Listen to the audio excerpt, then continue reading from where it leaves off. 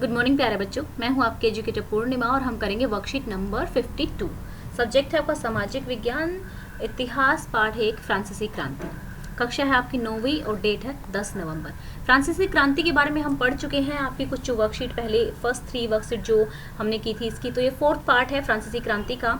तो क्या होता है कि जब फ्रांसीसी क्रांति जो होती है वो होती है 1789 में।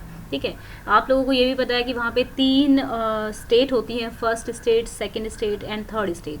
तो उसमें क्या होता है, पहली में तो क्या आता है, चर्च आते हैं, फिर दूसरी में जो नोबिलिटी होते हैं, जो फ्यूडल लॉर्ड्स होते हैं जिनके पास ज़्यादा ज़मीन होती है, और फिर हैं थर्ड स्टेट वाले लोग। ठीक है, तो इसी तरीके से क्या होता है कि इन लोगों की जो ये क्रांति उभरी, ठीक है, तो इसका पूरे यूरोप में ही मतलब भय फैलने लगा कि भाई फ्रांस में सब लोग क्रांति कर रहे हैं, तो हो सकता है कि जो पादरी हैं और जो बाकी यूरोप के देश हैं उनमें भी इसी तरीके की क्रांति आ जाए। तो इस तरीके से क्रांति के विरुद्ध यूरोप में भावना फैलने लगी। फ्रांस के क्रांतिकारी सिद्धांतों का प्रचार सारे यूरोप में होने लगा। ऑस्ट्रिया ने फ्रांस में राजतंत्र का समर्थन दिया। ऑस्ट्रिया जो है उन लोगों को मतलब राजतंत्र यानी कि राज्य का जो शासन रहेगा और गणतंत्र होता है लोगों का शासन एक तरह से। इसके विरोध में फ्रांस ने ऑस्ट्रिया के विरुद्ध युद्ध घोषित कर दिया। ठीक है, उन्होंने इसे निरंकुश राजाओं एवं कुलीनों के विरुद्ध जनता की जंग के रूप में माना। वयस्क मताधिकार के आधार पर राष्ट्रीय कन्वेंशन का गठन हुआ। अब नेशनल कन्वेंशन और आतंक का राज क्या होता है। 21 सितंबर 1792, ये बात हो रही है आपकी 1789 के बाद की बात की। ठीक है, नेशनल कन्वेंशन का प्रथम अधिवेशन हुआ।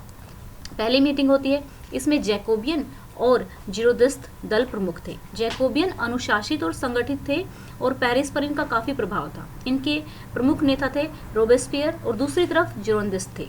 ये शिक्षित थे, कुलीन थे, लेकिन इनका राजनीतिक व्यवहार इतने पॉलिटिकली इतने ज़्यादा अवेयर नहीं थे पॉलिटिकली, लेकिन उतना ज़्यादा स्ट्रॉन्ग नहीं थे पॉलिटिकली। ठीक है, राजनीति के तौर पे इसके प्रमुख नेता थे मैडम रोलम एंड ब्रुसो। दोनों ही गुट गणतंत्र के हिमायती थे, दोनों चाहते थे गणतंत्र आए, लेकिन ये विदेशी शक्तियों के विरुद्ध युद्ध का समर्थन करते थे। ठीक है, जीरोदस्त का मानना था कि क्रांति बहुत आगे जा चुकी है और इसका अंत हो जाना चाहिए। सामाजिक समानता लाने के विरुद्ध थे, यानी कि समाज में समानता ना आए, लेकिन जो ये थे जैकोबियन लोग थे, इस समानता पर अधिक जोर देते थे कि भाई निम्न वर्ग के प्रति सद्भावपूर्ण भावना रखते थे।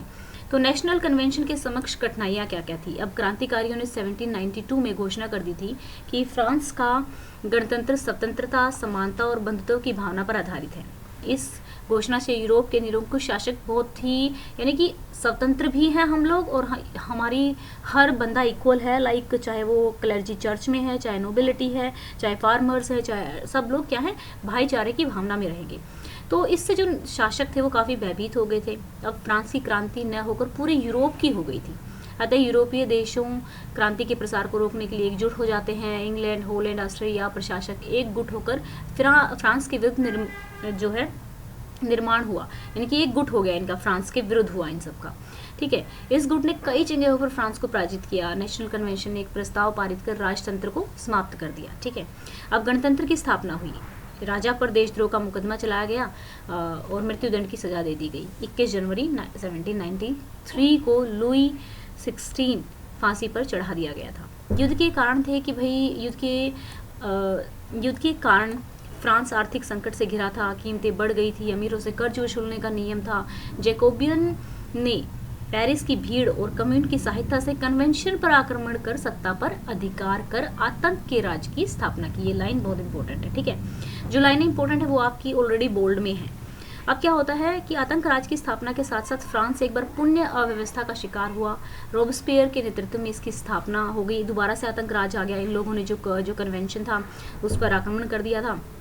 इसमें क्रांतिकारी जन सुरक्षा की स्थापना की गई, जो कि जैकोबियंस के विरुद्ध काम करता था।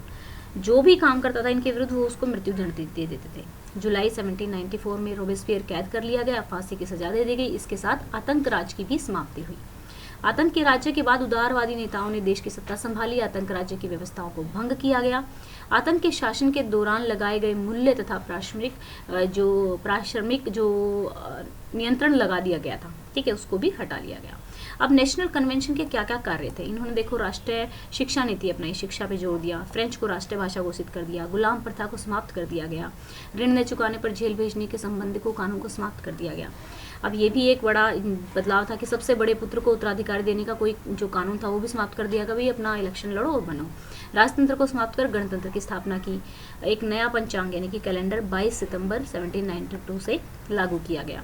अब नई नई मापतोल की पद्धतियां भी शुरू कर दी गई। कालाबाजारी रोकने के लिए राशनिंग व्यवस्था लागू की गई। मुआवजे देने की नीति समाप्त कर दी गई। आयकर और युद्ध कर भी लगाए गए। तो ये था। अब हम करेंगे क्वेश्चंस, ठीक है। आई होप आप लोगों ने फ्रेंच रिवॉल्यूशन पढ़ लिया होगा कि किस तरीके से 3 स्टेट होते हैं, किस तरीके से रिवोल्ट होता है, किस तरीके से जेलें तोड़ दी जाती है, ये सब आप पढ़ चुके होंगे। तो चलिए अब क्वेश्चन करेंगे। फ्रांसीसी क्रांति से अन्य यूरोपीय शासक क्यों परेशान थे? फ्रांसीसी क्रांति में क्रांतिकारियों द्वारा घोषणा की गई कि फ्रांस का गणतंत्र स्वतंत्रता, समानता और बंधुत्व पर आधारित होगा, जिससे यूरोप के निरंकुश शासक भयभीत और परेशान हो गए थे। ठीक है, तो नेक्स्ट है आपका रोबेस्पियर कौन था? रोबेस्पियर जैकोबियन दल का प्रमुख नेता था। आतंक राज क्या था? जैकोबियन ने रोबेस्पियर के नेतृत्व में पेरिस की भीड़ और कम्यून की सहायता से नेशनल कन्वेंशन पर आक्रमण कर कब्जा कर लिया था और आतंक राज की स्थापना की थी। इसकी स्थापना से फ्रांस में दोबारा से अव्यवस्था फैल गई थी। जो कोई भी जैकोबियंस के खिलाफ बोलता था उसे मृत्युदंड दे दिया जाता था। यही आतंक राज था। ठीक है, आई होप आप लोगों को अब तक याद हो गया होगा। हम कई बार डिस्कस कर चुके हैं। रशियन रिवॉल्यूशन भी हमने धीरे धीरे बहुत सारी वर्कशीट में पूरी की थी। नेशनल कन्वेंशन के कौन कौन से महत्वपूर्ण कार्य थे? नेशनल कन्वेंशन के महत्वपूर्ण कार्य। नेशनल कन्वेंशन एक प्रस्ताव पारित कर राजतंत्र को समाप्त किया और गणतंत्र की स्थापना की। राष्ट्रीय शिक्षा नीति अपनाई गई। फ्रेंच को राष्ट्रीय भाषा घोषित किया गया। सबसे बड़े पुत्र को ही उत्तराधिकार देने के कानून को समाप्त किया।